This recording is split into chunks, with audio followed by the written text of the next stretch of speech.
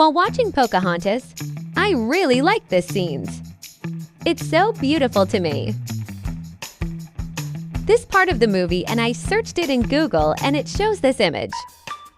I have an idea, and let's paint. Aloha! It's me, Filay. So let's reimagine one of the scenes in Disney classic Pocahontas.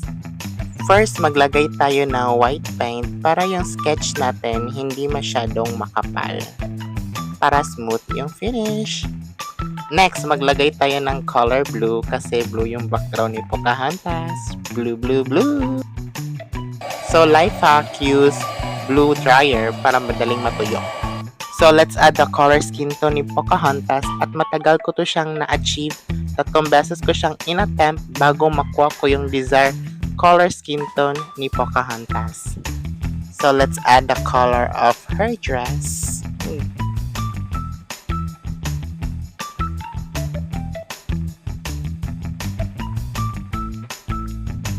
So, dito, okay lang maging messy yung lines natin because we can clean it by adding color. Kulayan na natin yung serpent necklace. Sikat talaga to sa buong mundo ang serpent collection sa Bulgari at si Miss Zendaya rocking in this expensive jewel. Voila! The finished product! Damn, so expensive. Thank you for watching!